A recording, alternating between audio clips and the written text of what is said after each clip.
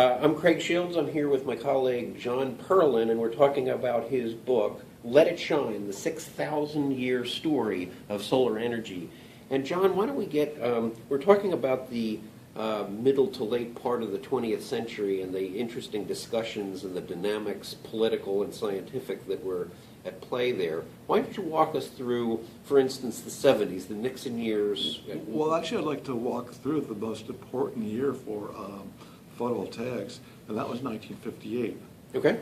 When Hans Ziegler, who for 3 years was crusading for photovoltaics, talk about, you talked about a mindset.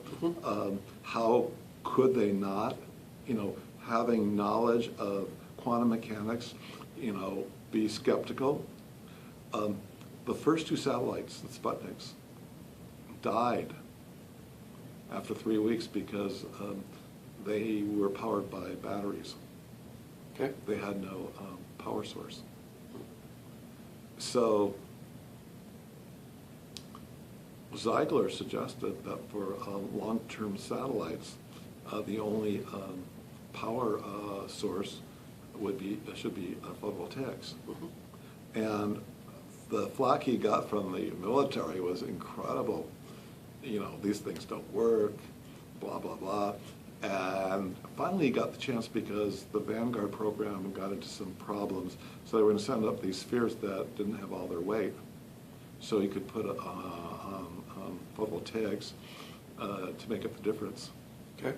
So in other words, he had weight to burn. He had extra weight. Yeah, he had weight to burn. I see. So with the scientists who were involved in the project, satellite projects, they supported Ziegler. He got him up on the Vanguard. And but the military didn't believe they would work, so they put on these batteries also. So after 2 weeks, the batteries gave out, and the solar cells kept on working month after month, year after year. And the military was so impressed by this that they adopted photovoltaics as the way of turning space into a battlefield. Oh, I see. Okay. Now, fast forward, we have other stuff to Yeah, cover. but just to interrupt, this created the photovoltaic industry, and it was primarily space from 1958 to at least 1978. In fact, it was all space except for a few installations on Earth from those 20 years. And it also created a large amount of money to be spent on research and development because space became so important for America's hegemony in the Cold War. And all the types of satellites, the reconnaissance satellites, the GPS satellites, all of them relied on solar power. So this created the military in becoming solar freaks. I see. And the military, ever since, has been the prime supporter in this country of solar. Absolutely. And not to get ahead of us, Right. but today, you certainly see the military buying this stuff as fast as we could manufacture it because of the lethality of protecting the oil supply line. So, But also, and there we go with the mindset, is the success of the satellites convinced the entire military infrastructure, thanks to Hans Ziegler's lobbying, that photovoltaics work. And work, as the military said, as early as 57, 58. They provide us with all the reconnaissance, all the guidance. Even we were able to monitor nuclear testing so we could have a test ban thanks to photovoltaics. So this created for the military, a feeling of comfort, a comfort zone to use photovoltaics. I see. Okay. Well, let's go back then to the late 20th century and talk about other.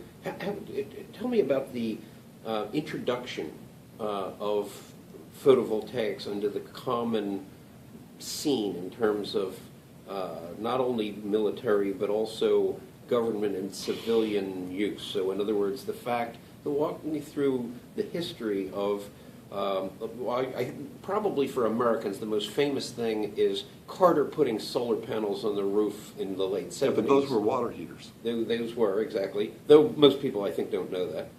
And then Reagan famously taking them down when he was inaugurated in 1980. So there must be some sort of, I'm going to say, some sort of political connotation to solar that was very important and probably remains important. Well, actually, there you have the irony. Once again, the military, not known for its radical politics, being the chief supporter. In fact, the Signal Corps celebrated their 100th anniversary by conducting the first solar transcontinental radio broadcast from Fort Monmouth, New Jersey, where they had their electronics lab and where Hans Ziegler was, to El Monte, California, where the solar cells were being produced. So you have the military, right wing in politics probably, being really gung-ho for photovoltaics by 1957, 1958, to the civilian government from Eisenhower to Reagan, including Carter, being very, I would say, antagonistic towards photovoltaics and also causing, suppressing its development. And the reason why I can say this with total surety is I found documents that no one else has from the government where you have the experts saying we should go with photovoltaics and the presidents, the civilian president, suppressing those reports and suppressing the programs that were suggested. Can you name names? Sure. There was Lloyd Herwig, who was head of the National Science Foundation by 1973, when Nixon wished to have an energy program.